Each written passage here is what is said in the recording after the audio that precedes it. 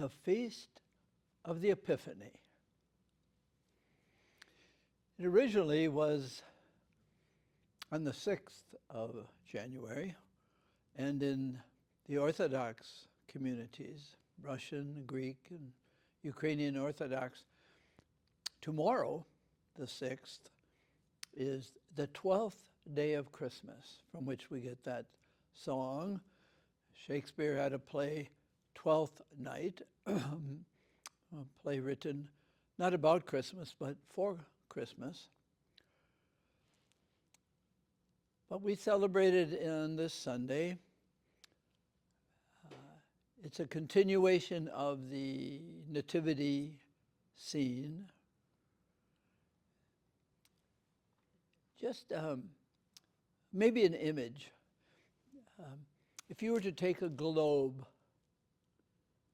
and take a little pen flashlight and shine it anywhere on the globe,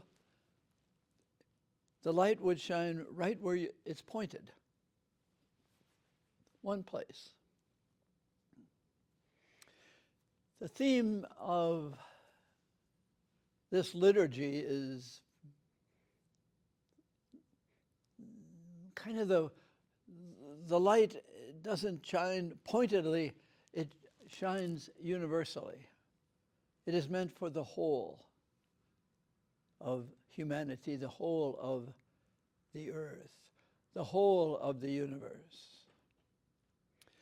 And so we have the east, the far away, prophesied in the first reading that to you, Jerusalem, will come foreigners on camels, and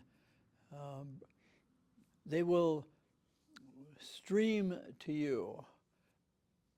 And there's a lot of symbolism in the first reading about light. And then, of course, the gospel, the Magi, the three kings, they call them.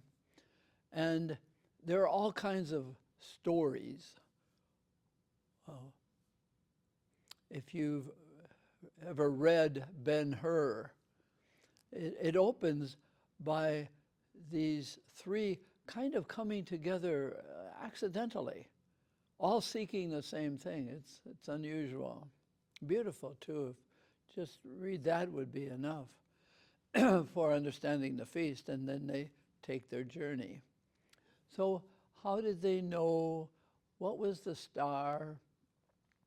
What were they really looking for? And so they come, as we see in today's gospel, they come and ask Herod, and Herod asks his astronomers and his wise people. Herod says, I will go and worship him too. Herod did not want a new king of the Jews. So that's the whole politics that will kind of go all the way through Matthew's gospel. Matthew, by the way, is the only gospel that has this particular scene of the three people, men, coming, searching. And Herod says, okay, you go, remembering the prophecy, you Bethlehem, son of David, where David was born. You will be a great one. So the Magi follow, and they get there. And this is kind of what I want to share.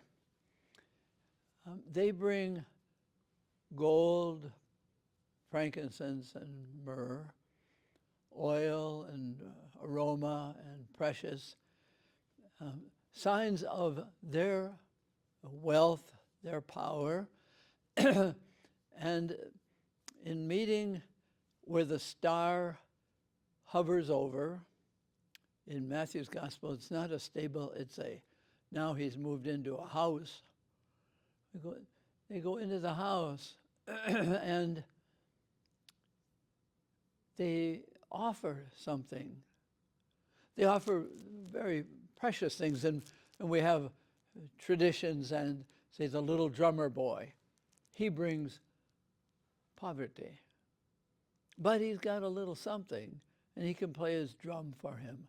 So there's this movement of we have to go to the holy place and bring something. And the Jewish tradition, and we saw it last Sunday in the finding in the temple, the tradition was to go up. God is up there, and we can go and meet God now. And this is the light, not just shining, but embracing this God has come to us. So the kings and the drummer boy, shepherds, they go to see. But now the light has come in to the whole world, to everyone of the world. Now for us, come to our own prayer. Come to the Eucharistic liturgy, for instance. What do you bring? Well, you bring your envelope, okay? What do you bring? What brings you to worship? What brings you to your offering something very special, precious?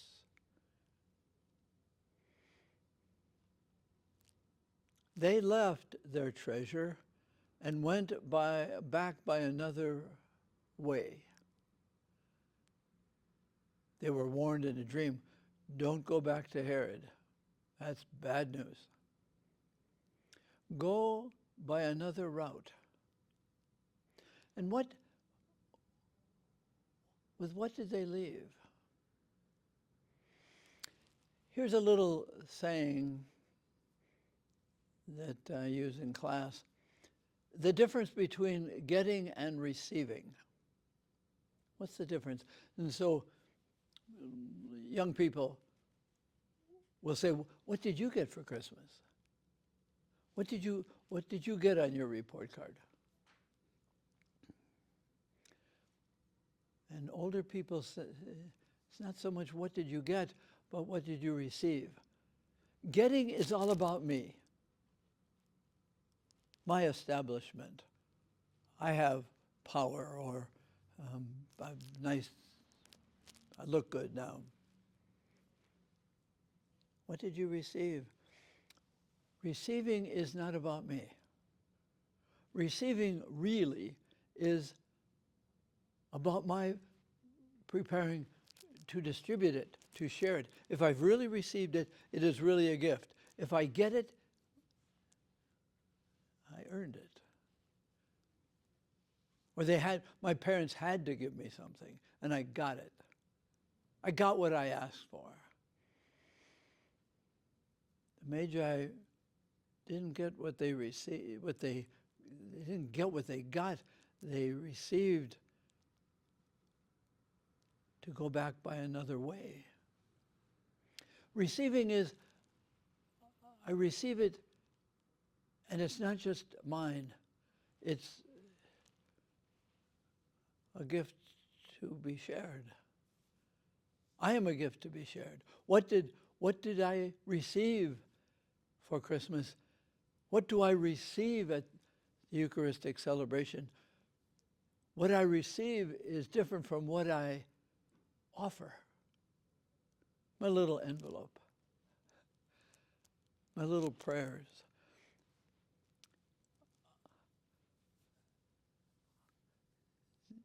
The shepherds brought their poverty. The little drummer boy received his poverty. The Magi received that their treasure really doesn't amount to much. Here's this poverty house, poverty town. We receive the blessedness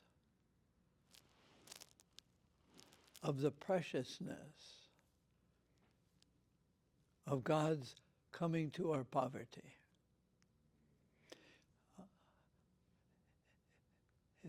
if I get the Eucharist, I got in Mass, I got it in. We go to receive.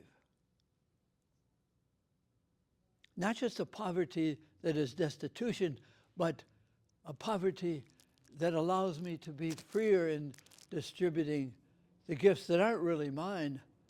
I've received them and they're ours. So the Magi went by another way of looking at themselves. Maybe the wisdom that they sought was a wisdom about being grateful for what they received in their life. They were seeking to get something else, some wisdom, some insight, some scientific, astrological insight. And maybe they received that they could leave their treasure behind. And they could be blessed by the light that shines upon them, and now through them, that they become part of the light of the world. Matthew's gospel is about the spreading of the light, that it's not just shining in little Israel, not just meant for little Israel. The light is for all of us. And the light is shining in, not accusing our poverty, but embracing it, to be receptive. And now what are you going to do with what you received? You received the Eucharist, your hand is empty, your mind is baffled by the presence of Jesus. And he says, receive me in your poverty, and now you be my light. The light you receive is to be distributed, is to be a part of the way that light embraces the globe. Epiphany, manifestation, showing off. God is showing off, embracing his richness around our poverty. The 12th day of Christmas.